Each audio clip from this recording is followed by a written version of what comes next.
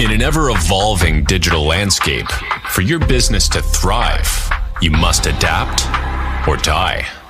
Welcome to Marketing in the Age of AI, the podcast helping you harness the power of AI and marketing tools to revitalize and grow your business.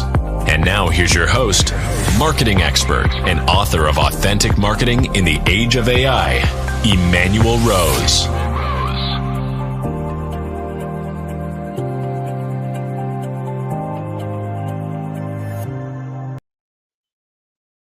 Welcome to this episode of Marketing in the Age of AI, and we are still mobile out in Eastern Oregon. I'm talking today from via Starlink, and I'm welcoming to the podcast Bruce Silverman, who is the CEO of Purple Buffalo, with over 35 years of experience in broadcasting and content creation. Bruce is a master storyteller, dedicated to helping businesses and individual crafts compelling narratives through innovative content solutions. His leadership at Purple Buffalo has empowered teams to deliver market-ready content that not only captivate audiences, but also builds trust. Today, we'll explore his insights into the intersection of storytelling, content strategy, and the powerful role of AI in shaping marketing efforts. Bruce, thanks so much for taking some time to talk with me tonight. See, the broadcast veteran muted his mic. I understand. I go back and forth myself on that. Well, so 35 years, that puts us all the way into the 19s when you started. Yeah, I started my broadcast career in 1989. Back when I couldn't grow facial hair and I had anchor hair. How things have changed in 35, 36 years. Well, we know that change is the only true constant, and there is some things that remain fundamental in marketing, even with AI innovations, and so that's what I really want to dig into tonight. Yeah, I'm happy to. It's very interesting. You're doing a podcast. I produce podcasts. I host podcasts. I create content for businesses and individuals to promote their products and services and tell their stories. And I'm doing this in this time and place where AI is the buzzword, and it's also the boogeyman. And how do people utilize AI at the same time that they can be authentic? And I think that's a real dilemma and a real tug of war for a lot of people right now. Well, how are you approaching that so that you can work with your clients and have uh, real, authentic, or transparent stories, but still use the tools so that you have a little more time in your life? Well, for me, the way I've structured this company is we create authentic, real content. Nothing is AI in the content that we create. Now, there's tools that we use in editing and in some of the other aspects, but when we're actually having conversations like you and I are having right now, everything's authentic, everything is real. I mean, I don't even use filters. I'm not wearing makeup. It was funny. I was talking to somebody not too long ago, and they made a joke about wearing makeup, and I said I haven't worn makeup since I anchored, and I still had zits, and that was the only reason I wore. I mean, because I started, it wasn't even 4K, right? So I mean, that's how long ago I started in broadcast. But for me, people want to do business with people that they like, know, and trust. And when you're creating content, there's nothing wrong with AI-driven content. I totally believe that businesses should create multiple forms of content so they can use AI to inform and maybe promote products and services. More than anything else, I think AI in content is great for generating people to get to a website to order something. But when you are more in the service industry, like both of us are, people want to hear from people. They want to hear discussions. They want somebody to ask a question and challenge them. And like, I'm pausing because I'm trying to choose my words. That's something that you just don't see in AI. Yes, I know that you can train an AI bot or an AI avatar to pause and say, and but it's not authentic. It's not real. You're going to ask me a series of questions. I'm going to ask you questions. We're going to go back and forth. That's what people really, really want. And I think in this world that we're living in, where we're really moving to a trust economy, it's when I first started in sales many years ago, I had a manager that always talked about being belly to belly. And it was really just being in front of people. And that meant years ago when I started in sales, before we could meet like this, and it was only telephones. And I mean, I remember when you called somebody on your cell phone and it was like a quarter a minute. And you were upset when they put you on hold for 2 minutes because that wasted 50 cents. Yeah, So, exactly. it's really just about being belly to belly, face to face. Ask me questions, answer them. I'm going to ask you questions, you answer them. Because at the end of the day, you want to do business with people, like I said, that you like, know, and trust. And at the same time, businesses like to do business with real people as well. Yeah, they have to, because there's always something that goes sideways. We know there's threats, opportunities, and obligations in every situation. We know it's going to go sideways at some point, and we want to have somebody who's going to help us solve it on the other end. Yeah, and as you're saying this, I started to think about one of the things that you just said triggered me. Um, I'm not even aware that you know this because you're out in the wilderness and it looks beautiful. First time I've ever had a conversation with somebody versus via Starlink. But I mean, I've been to Oregon, beautiful. Never been to the east side. It was always on the west side. But AWS was down for a better part of today. So if we can't count on 100% perfection from a company like Amazon, how can we expect that from a small business?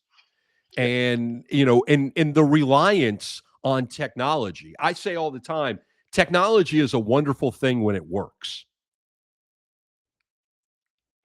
It is a wonderful thing when it works. And the AWS example is a perfect one. I want to ask you, I got two things I Yeah. really want to dig into. One is, do you have a structured storytelling arc, like the hero's journey or something like that? Because I use that one. I also use problem, solution, agitate, call to action. Do you have a structure that you use predominantly? I have a structure, but it's not like that. My structure is asking my clients, what are the stories you want to tell? What are the products and services that you want to explain? What do you want people to know so that they can buy from you, so that they trust to buy you or use your services? So instead of the arc, I take a slightly different approach. So my services tend to be either we create content that you utilize, and you can do the, I'll back up a second. I can do content and I can do podcasting. And I have clients where we'll do weekly podcasts with them. And everything we do is remote, like we're doing right now. I use a program that can do graphics and logos and tickers and lower thirds, and I can change them, and I can bring in video, and I can bring in video and images into the converson. Yeah, And it's really, what's that service? Tell us what that is. it's called Hiring Purple Buffalo. And we take care of all of that. In reality, I think that not enough people in business take time to tell their story. And every single business has a story to tell. There's an origin story. There's backgrounds. There's backgrounds on Emanuel. There's backgrounds on Bruce. Where do they come from? Why are they qualified? Why are they better than the other company? What makes them different? What makes them unique? And so like I was talking to a prospect this morning. It's a moving company. And the guy is from Peru and he came here in 2011. I said to him, well, why did you get into moving? And he said, well, it's sort of what I did in Peru. And, we started getting into just discussing what different things come with his background. And he's got a great slogan for his moving company. We don't break your shit. And I love that because there's nothing more honest in an industry like the moving industry where you say, hey, we're not going to break your shit. And I told him to expand it. We're not going to break your shit. We're not going to steal your shit. And yeah, and we'll get it there when we say we're going to. Exactly. And it was like he had really cool background in history. And I said, if you tell that story, people are going to want to get involved with you. They're going to go, hey, that's funny. But in reality, not only is it funny, but it's exactly what I want out of a moving company. So we'll do the background stories, and then we'll get into the different products and services that a company provides. Again, moving company, white glove service where they walk in, pack up all your stuff, move it into the new place, unpack everything, and basically by the time they leave, it's as if you never moved. And then they have you all love the different, that. yeah, you gotta, and then you have all the different services all the way down to you just need a couch or a mattress moved, and they'll do that. And then what I also do is I really encourage my clients to speak to their clients about doing testimonials. We live in this world right now where everyone loves Google reviews. But you and I both know you can get your neighbor, your best friend, your cousin to write a Google review for you, even though they've never done any business with you. I can order 100 of them from any number of offshore places if I really wanted to. And there's the difference between reality and AI, right? I used to say, is it live or is it Memorex? And that's basically what we're trying to figure out today, right? Is a video that you're looking at, is it real or was it created with a couple of clicks on a keyboard and a script? And the testimonials that we do are, again, like 10 minutes long. It's a conversation, and you really will get a sense if somebody's full of it or not. And yeah, I love it. So long form UGC is what you're talking about. Well, and then we edit each one of those long formats into 30 to 60-second clips. So content across all channels. And what I also do is it's the strategy driven content. We talked about how I go about strategizing, telling those stories, products and services. But then it's like, how can you pair one of those conversations for a client? And what I suggested to this company was when you book an appointment, say, I'm going to send you a video. It's a background on me. And you can also send them a video on the service that they're expecting, and also a testimonial that matches the type of business or the type of concerns that they've expressed to you in the past. Like if somebody says, yeah, I hired this company. They were going to charge me for 3 hours. It took them 6 hours. Then they wanted me to pay them for 6 hours. And if you got a testimonial that says, hey, this company doesn't do this, and they said they weren't going to break my shit, and nothing was broken, that type of video before you walk into the door, that gets you almost to a signature. Yeah, that's a powerful transition from we're calling and talking to 3 moving companies. We're looking to see what the bid is, and then we'll make our decision. Yeah, and he was telling me a story about something very similar to what you just said, and there were like 3 different bidders. He was the highest by $700, and they still hired him. Yeah. So when you create this type of when you create this type of content and you're leveraging it constantly in your sales cycle, you're going to close more. You're going to be more efficient. You're going to you're going to be able to educate them a lot better. I live in Fort Lauderdale.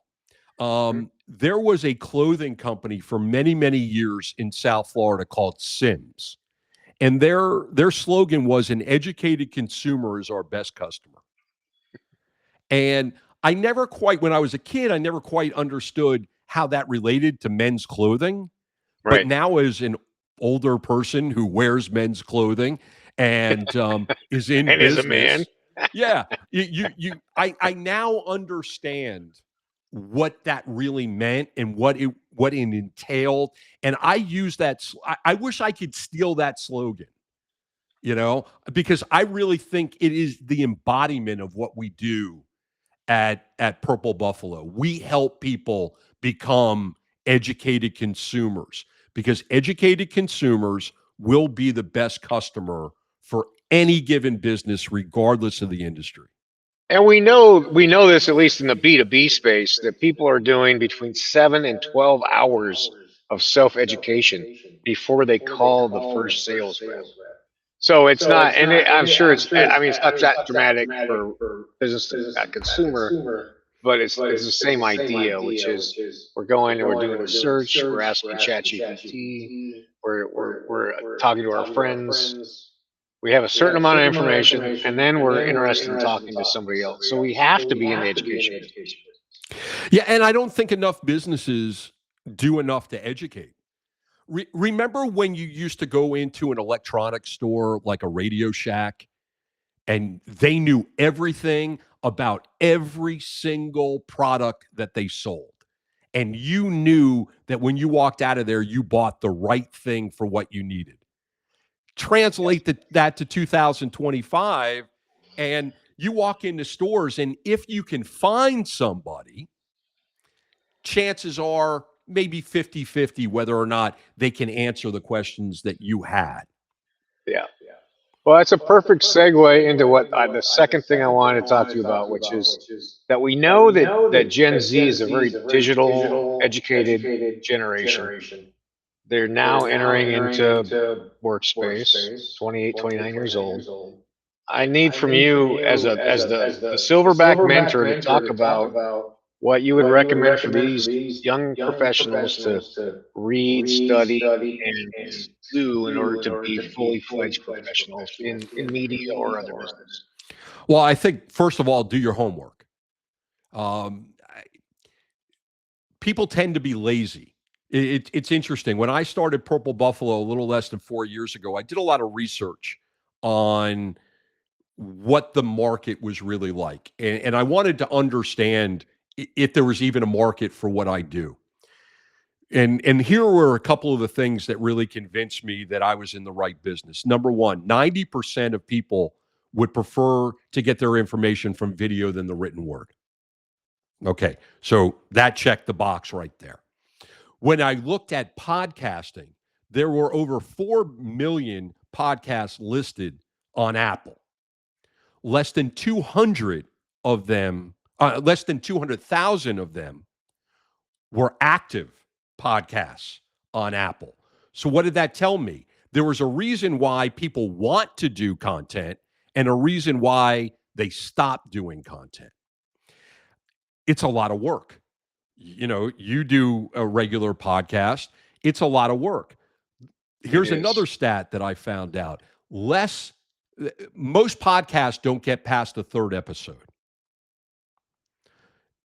People are all gung-ho, they buy equipment, then they realize this is a lot of work, it's a lot of planning, and I'm not going to do it. That's why we exist. I host the majority of the content that I create for my clients. I do the heavy lifting. I set them up to showcase themselves as professional, knowledgeable, experienced, trustworthy, relatable, passionate, compassionate, educated. And in this world of AI that we're really, talking about, that they're authentic. And so your question to the Gen X, Gen Z, even the boomers that are still working, educate yourself. Don't think that you have to do everything yourself. You have to produce it. You have to do no, you don't. There are professionals like me that can help you create content. I make it so that my clients, it's turnkey. They jump on, everything's planned. Generally, the majority of the content that I create is 10 minutes or less. So that means that I'm very time efficient. I can record up to 4 pieces of content, 10-minute pieces of content in a 1-hour recording session. Yeah. That's power. When you have a client, like attorneys, that one of the reasons, I don't have a studio. Everything I do is remote, like you are. I say it all the time. I can work with clients anywhere they are in the world. And literally that's what we're doing right now. Nice. You're in the middle of no place with a Starlink. And if you didn't have a Starlink, you and I wouldn't be having this conversation, right? You Absolutely. would be enjoying beautiful weather. It's probably, what is it, like 30s, 40s right now? Oh, no, it's 60s. Oh, I'm looking forward to that in Florida. We're going to have a day or two of that before the end of the year. All right, good. Right. But what I say to people all the time is, we're completely remote. We're completely turnkey. All you have to do is give me your time to answer some questions, talk about yourself, talk about your business. We take care of the rest. We do all the editing. We convert to an MP3. We edit into 30 to 60-second clips. We design, all the design for the visual landscape. And then we send everything to the client. So if they educate themselves and they know they don't have to do it themselves, that they can talk to other people. One of the things as a solopreneur, and I'm sure a lot of the solopreneurs out there that are watching and listening can relate to this, it's difficult to flesh out ideas. Because when you're a solopreneur, you come up with an idea, you keep running it around in your head. You write it down, you take notes, you scribble it out, you change, but you're only kicking ideas off of yourself. Right. When you talk about AI, Emanuel, I use AI as a sounding board, as a way to streamline what I do. Like right now, I'm working on a new project for myself for Purple Buffalo that is going to be a content series of 30 to 60-second clips that I'll put on LinkedIn and YouTube and Facebook and then TikTok, Twitter, and all of that. And it's going to be called Off the Top Content Thoughts from a Bald Man in a Barber's Chair. And I'm going to sit in, I have a barber's chair and I'm going to sit in the barber's chair. And I had a Purple Buffalo branded, it's been so long since I got a haircut. I forgot what they're called. Capes. Yeah. And I'm going to wear the cape. And, obviously I haven't had a haircut since I shaved my head in 2006. So I haven't had a haircut in, what is that? 19 years. I can't believe, wow, 19 years. But it's just going to be me just talking about things that people should be thinking about and things that I think about when creating content. And, I hope that some people will get a kick out of it and get the irony of a bald man in a barber's chair. All right, I like that. It's, you got to have fun, right? If you're not having fun, then your customers are going to know you're not having fun. It's like, how many times have you gone to a restaurant and you feel like the server is like doing you a favor by being there? That they don't talk, they don't come by the table. And then you get the servers that come by and they're like, how are you? How's everything? How's your day? Can I make any suggestions? Any special events? Because it was interesting. I saw a video a few months ago and they were talking about new restaurants. And they said that if you go to a new restaurant and you have a phenomenal meal, I mean, first rate, best food you've ever had, and the service sucks, you probably won't go back. Right. That makes sense. But if you had great service and you had a great experience and average food, you'll go back all the time. And it made me think that's why sports bars work so well. And sports-related themes go so well. Because you're going to have a great experience, and you know that the burger and the wings and the fries and the nachos are going to be okay. Right. Yep. And that's serviceable. Yeah. And so what I strive for is that my clients have a great time and a great experience. And at the same time, we give them, great quality products to help them promote their business, grow their business, tell their story, whatever their goal is. Some businesses, they just want to tell their story and educate their customers. They just want to be thought leaders. And Yep. they don't look at the investment that they make in content as something they have to get their money back on. And then I have some clients that are like, well, if I create content for you and I get one sale, it pays for itself. Those are the clients I love, because those are the clients that get that if you make the investment and you use the content, you're going to get the results. And the reality of marketing in 2025 is that everything starts with content marketing. It's the hub that drives all of the things. We're in a. It was another interesting conversation that I had with somebody not too long ago, and I'll pose the question to you, Emanuel. What are industries that you used to see commercials for all the time that you never see commercials for at all? And I'm talking industries, not even a brand. I'm talking about industries that still exist. Yeah, I don't know. I don't have a good answer for you, Bruce. Why don't you tell me? Chewing gum. When's the last time you saw a chewing gum commercial? When we were kids, Double Mint Twins, Trident, Big Red. three out of Big Red, 3 out of 4. Dentists recommend Trident. And then if you're our age, you remember the Saturday morning cartoons, Bubble Yum, Bubblicious, and all of those. Oh yeah, Big League, the Big League gum, Big League Chew, and that is an industry you see nothing for. Another industry that you never see anymore. Wine coolers. Remember when we were probably when you and I were in high school and college, it was all about Bartles and James. That's right. Yeah. Were there Longhorns or were there Shorthorns? Yeah, and we just don't see those commercials anymore. The brands still exist. All right. Well, how does that wrap into content marketing, Bruce? Well, the point I was going to make is, Bartles and James, all those gum companies that we talked about, they have huge budgets and they're not spending it. But for the little guy, the small to medium-sized business, social media and LinkedIn and Facebook and TikTok, Twitter, Instagram, all of those, they leveled the playing field and they made an opportunity for the little guy that has a very small budget to be able to create content, create brand awareness, create brand identity and brand trust without being a Wrigley's gum or Ernest and Julio Gallo, which was the manufacturer and is the manufacturer of Bartles and James. Yep. No, I love it. I think we're aligned on that. And I think what we know from the studies is that you need to spend 60% of your marketing on branding and 40% of your marketing on transactional marketing. And that's where the highest level of sales come from. And the cool thing, and I didn't know that stat, but it makes a tremendous amount of sense.